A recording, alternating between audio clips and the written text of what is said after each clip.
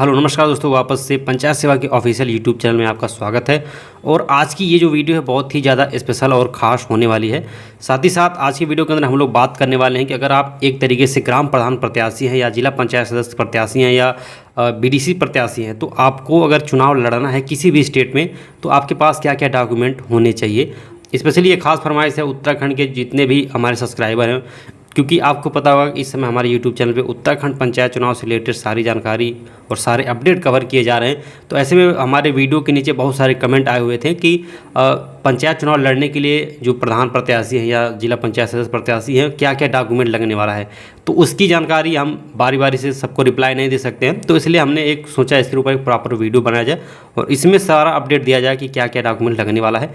तो वीडियो के साथ बने रहिएगा, बहुत ज़रूरी बात है। इस वीडियो के अंदर हम लोग बात करेंगे, साथ ही साथ पंचायत चुनाव से रिलेटेड भी बातें होंगी और साथ ही साथ क्या क्या डॉक्यूमेंट लगने वाले हैं। अगर आप एक तरीके से प्रत्याशी हैं, आपके पास क्या क्या चीज़ें होनी चाहिए, ये सारी जानकारी आपको इस वीडियो के अंदर मिलेगी। तो चलिए वीडियो को स्टार्ट करते हैं। और ये जो सारी जानकारी है मैं आपको ऐसे नहीं बताने वाला हूँ, ऑफिशियल उत्तराखंड राज्य निर्वाचन आयोग के द्वारा ऑफिशियल जो अनाउंसमेंट होता है, ऑफिशियल जो एक तरीके से फॉर्म एक तरीके से होता है, जो नामांकन फॉर्म जो जमा किया जाता है, वो नामांकन फॉर्म मैं यहाँ पे आपको दिखाने वाला हूँ। ठीक है, तो वीडियो में बने रहिएगा। तो दोस्तों यहाँ पे आप स्क्रीन पे देख पा रहे होंगे, मैंने एक तरीके से ये जो फॉर्म होता है, ये निर्वाचन फॉर्म, जब आप पर्चा दाखिला करने जाएंगे या नामांकन फॉर्म अपना भरने जाएंगे तो वहाँ पे ये फॉर्म आपको भरना रहेगा। और ये फॉर्म काफ़ी बड़ा है, टोटल 60-61 पेज में बना हुआ है। ठीक है, और इस पेज के अंदर ग्राम पंचायत चुनाव से संबंधित जो भी डॉक्यूमेंट लगेंगे उसके बारे में जानकारी दिया गया है। साथ ही साथ जिला पंचायत सदस्य का अगर आप चुनाव लड़ना चाहते हैं उसमें जो जो चीज़ें लगने वाली उसकी जानकारी है, और बीडीसी प्रत्याशी के लिए भी सारी जानकारी है, और जो भी घोषणा पत्र है ये सारी जानकारी इसके अंदर दिया गया है। तो हम लोग सारी चीज़ों को कवर नहीं कर सकते, वीडियो बहुत बड़ा हो जाएगा। तो इंपॉर्टेंट चीज़ें जो इसमें लगने वाली हो मैं आपको यहाँ पे बता देता हूँ। तो और सबसे पहले ये जो पंचायत, ये जो एक तरीके से डॉक्यूमेंट है वो कहाँ का है, उत्तराखंड का। यहाँ पे आप देख सकते हैं आपके स्क्रीन पे राज्य निर्वाचन आयोग उत्तराखंड स्पष्ट रूप से लिखा गया है। नाम निर्देशन पत्र, पदस्थान का नाम सदस्य ग्राम पंचायत। ठीक है, तो उनके लिए है। और लगभग इसके अंदर सभी तरह के जो भी पद होते हैं पंचायत चुनाव में, सभी पदों के लिए जो डॉक्यूमेंट लगने वाले हैं और किस तरीके से फॉर्म रहेगा, ये सारी जानकारी इसमें है। ठीक है, तो आप इसको अगर डाउनलोड करना चाहें, ठीक है, तो आप नीचे डिस्क्रिप्शन में लिंक दिया गया है, वहाँ से डाउनलोड कर सकते हैं इस फॉर्म को और आप खुद भी इस चीज़ को देख सकते हैं। तो उत्तराखंड का है। तो सबसे पहले यहाँ पे आप देख सकते हैं लिखा गया है त्रिस्तरीय पंचायत चुनाव हेतु अभ्यर्थियों के लिए सामान्य जानकारी। तो सामान्य जानकारी आपको क्या क्या जानना है। पहला है सदस्य ग्राम पंचायत को निम्न घोषणा पत्र ए तथा अन्य सभी अभ्यर्थियों को निम्न शपथ पत्र ब देने होंगे। ठीक है, तो सबसे पहले यहाँ पे आरक्षित वर्ग के प्रत्याशी के मामले में जाति प्रमाण पत्र से संबंधित शपथ पत्र का प्रारूप यानी कि फोटो कापी। तो आपके पास सबसे पहले यहाँ पे एक लाइन के अंदर आपको डॉक्यूमेंट मिल गया है। आपके पास क्या होना चाहिए, जाति प्रमाण पत्र, जो आप बनवा लीजिए अगर आपका नहीं बना हुआ है, एक तरीके से आप अगर प्रत्याशी हैं तो। साथ ही साथ लिखा गया है त्रिस्तरीय पंचायतों के निर्वाचन में अनुसूचित जनजाति, अनुसूचित जाति या पिछड़े वर्गों के लिए आरक्षित किसी भी स्थान या पद के लिए निर्वाचन लड़ने का इच्छुक व्यक्ति नाम निर्देशन या नामांकन पत्र के साथ सक्षम अधिकारी द्वारा जारी किया गया जाति प्रमाण पत्र, आयोग द्वारा निर्धारित घोषणा पत्र ए सदस्य ग्राम पंचायत के लिए एवं शपथ पत्र भी ग्राम प्रधान पंचायत सदस्य, जिला पंचायत सदस्य के लिए साथ प्रस्तुत करेगा। और यदि ऐसा व्यक्ति स्त्री है तो ऐसा जाति प्रमाण पत्र उसके विवाह के पूर्व की जाति के संबंध में होगा। यानी कि कहने का मतलब है कि आपके पास जाति प्रमाण पत्र होना चाहिए। तो और वो भी जो आपके ब्लॉक से, आपके जो तहसील से आप एक तरीके से वेरीफाई किया होगा वो। और अगर वहीं पे जो प्रत्याशी है वो लेडीज़ हैं तो उनका जो शादी से पहले जाति प्रमाण पत्र बना हुआ है वो लगेगा।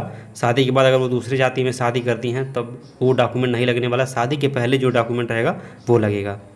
ठीक है, साथ ही साथ यहाँ पे आप देख सकते हैं नामांकन पत्र के साथ उपलब्ध कराए जाने हेतु सदस्य ग्राम पंचायत को अनुलग्नक घोषणा पत्र के रूप में तथा प्रधान ग्राम पंचायत सदस्य, क्षेत्र पंचायत, जिला पंचायत को अनुलग्नक एक आनुषंगिक उपबंध आदेश 1998 के साथ है। और गय में क्या है कि प्लास्टिक के पॉलीथीन से निर्मित प्रचार सामग्री का प्रयोग न करने संबंधी शपथ पत्र। यानी कि एक शपथ पत्र आपको भरना होगा, लिखना होगा, जिसमें आपको ये मानना है कि हम पंचायत चुनाव के दौरान किसी भी प्रकार का जो भी एडवर्टीजमेंट होगा, पोस्टर, बैनर या कुछ भी, हम पॉलीथीन से रिलेटेड चीज़ें नहीं करने वाले हैं। ठीक है, तो ये आपको शपथ पत्र भर के वहाँ पर जमा भी करना पड़ेगा। और भी चीज़ें लिखी गई हैं। शपथ पत्रों के संबंध में 10 मूल्य के नॉन जुडिशियल स्टाम्प पेपर लगा करके नोटरी प्राधिकारी द्वारा प्रमाणित कराकर प्रस्तुत किया जाएगा। तो नोटरी भी लगने वाली है यहाँ पे। और यहाँ पे और भी डॉक्यूमेंट कुछ चीज़ें हैं। प्रत्याशी का प्रस्तावक के नाम से संबंधित मतदाता सूची के अंश की प्रमाणित प्रति, यानी कि अगर आप पंचायत चुनाव लड़ना चाहते हैं तो आपके ग्राम सभा के अंदर जो वोटर लिस्ट है उस वोटर लिस्ट में आपका नाम होना चाहिए, और आपका जो निर्वाचन कार्ड है, ठीक है, वोटर आईडी कार्ड है, उसकी फ़ोटोकॉपी आपको इस फॉर्म के साथ लगानी है। तो तीसरा पॉइंट यहाँ पे है, कोषागार में जमा की गई जमानत राशि का ट्रेजरी चालान की मूल प्रति अथवा नगद जमा की गई धनराशि को दशा में शासकीय रसीद, यानी कि आपको पता होगा जब एक तरीके से पर्चा दाखिला होता है या नामांकन होता है तो आपको कुछ राशि जमा करनी होती है, तो जो जमा किया गया उसका रसीद आपको इसके साथ लगाना है, इस फॉर्म के साथ। और ये ट्रेजरी चालान के माध्यम से जमा करेंगे। ये सारी चीज़ें आप पढ़ लीजिएगा क्योंकि बहुत कुछ अभी हमें आगे कवर करना है।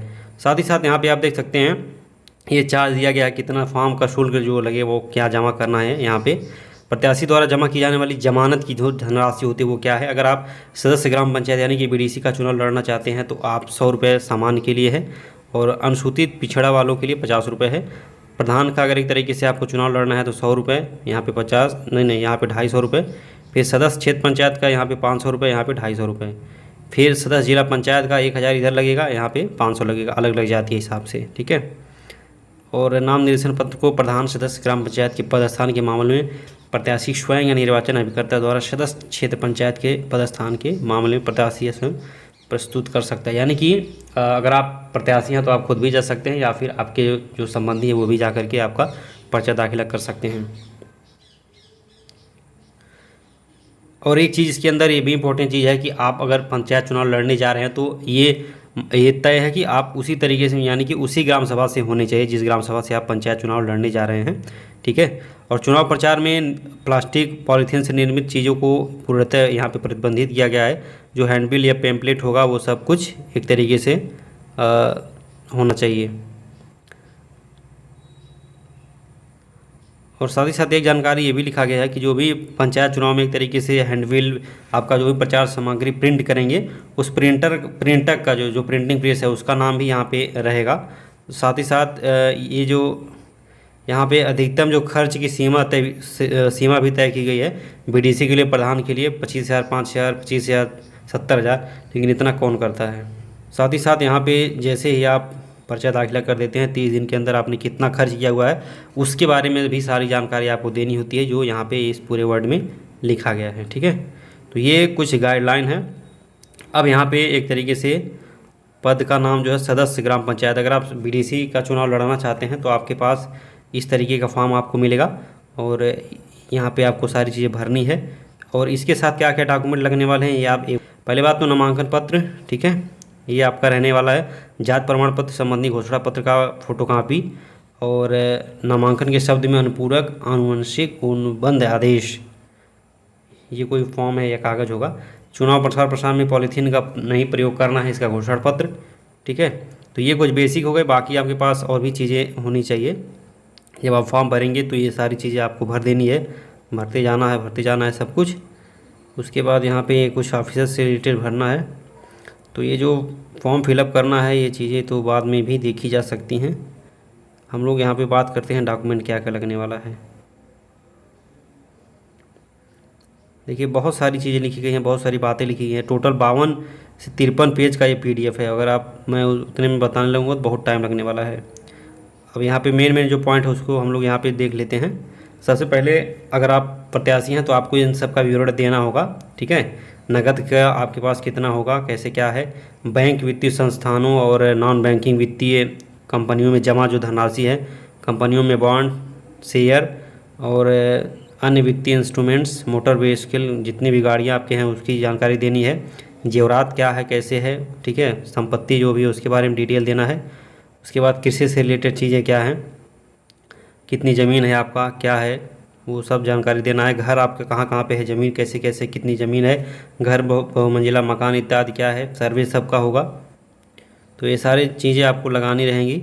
और साथ ही साथ यहाँ पे लिखा गया है 5वां पॉइंट, मैं नीचे अपने दायित्व सार्वजनिक वित्तीय संस्थानों के अतिशोध दायित्व और सरकारी देय का विवरण देता हूँ।